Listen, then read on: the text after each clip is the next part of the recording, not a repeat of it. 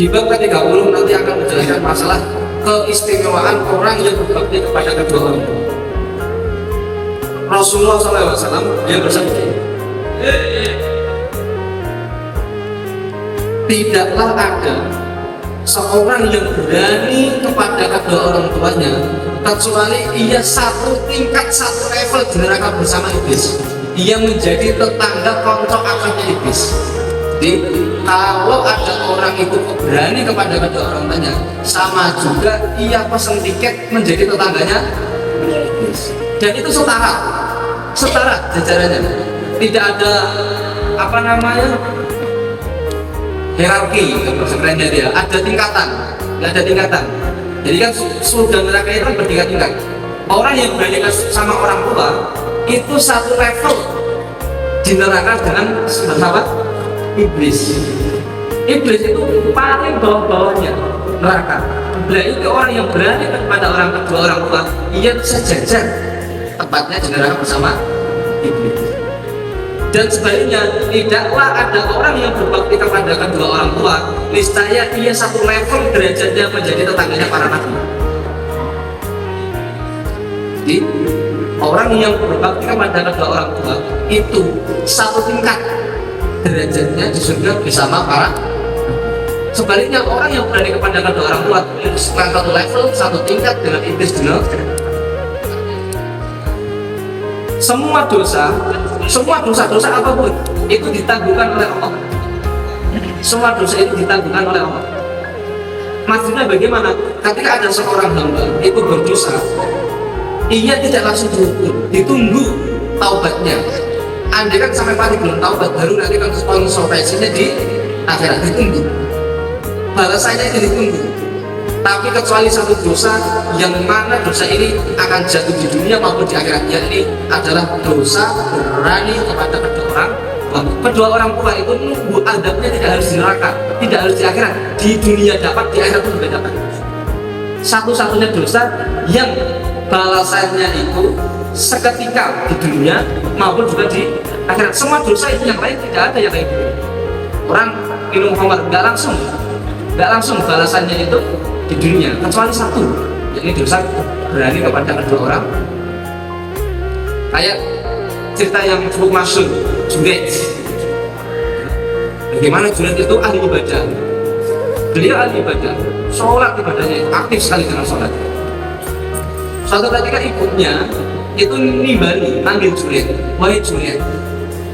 Lah, Junaid ini dalam keadaan sholat ia tidak mengindahkan terhadap panggilannya orang tua, ia tetap sholat. Padahal yang sholat dilakukannya itu adalah sholat sunnah.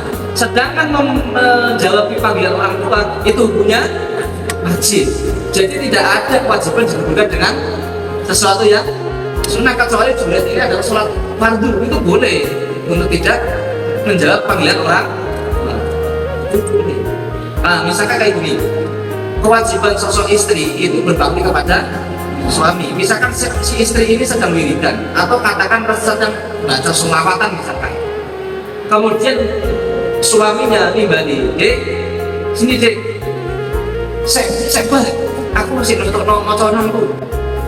Nah, ini termasuk orang yang keliru yang begini itu, karena tidak ada ibadah sunnah mengalahkan ibadah wajib. Ya, Junaid ini, kembali ke cerita Junaid ini ibadahnya sholat sunnah. Ia ditimbali sama orang tuanya tapi tidak mengindahkan, tetap menjalankan sholatnya. Akhirnya ibunya itu batin, merasa kecewa. Nah, dalam kecewaan itu ia batin, kamu siap-siap nggak bakalan meninggal kecuali akan diuji dengan perempuan. Tanda kutip perempuan yang terkena fitnah. Beneran walhasil Junaid ini tertimpa fitnah sosok pelacur. Ada sosok orang perempuan hamil. Ketika ramai di desa, siapa yang menghamili? Perempuan ini mengatakan yang menghamili diriku adalah Junaid. Padahal Junaid nggak tahu apa-apa. Nah, akhirnya Junaid digelanggang oleh masyarakat. Tempat ibadahnya dihancurkan. Walhasil, singkat cerita, Junaid karena orang soleh, akhirnya Junaid sholat lagi, meminta kepada Allah, kemudian bayinya dilus-lus pusatnya, akhirnya bayinya bisa berbicara. Siapa yang mengambil ibu sebetulnya? Yakni adalah sosok pengembala kambing. Jadi si pelacur ini saking kebeletnya, kemudian ada sosok orang pengembala kambing, kemudian diajak tanda kutip hubungan intim. Nah, jika seorang bayi mengandung, kemudian setelah lahir mengaku yang menghamil adalah sosok suami. Bukti bahwa dosa berani kepada orang tua itu tidak harus balasannya nunggu di akhirat, di dunia pun juga sudah pasti akan ya. Apalagi doa seorang ibu itu 3 kali lipat lebih mustajab daripada laki-laki.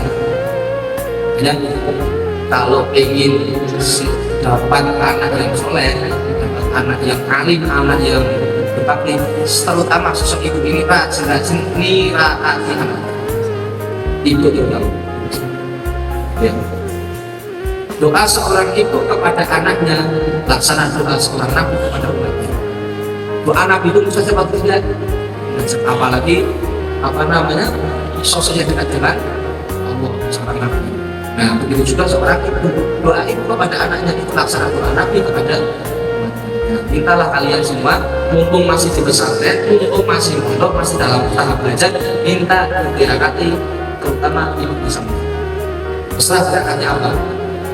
Misalkan puasa lewat online atau tiap malam beraju ya bismillahirrahmanirrahim.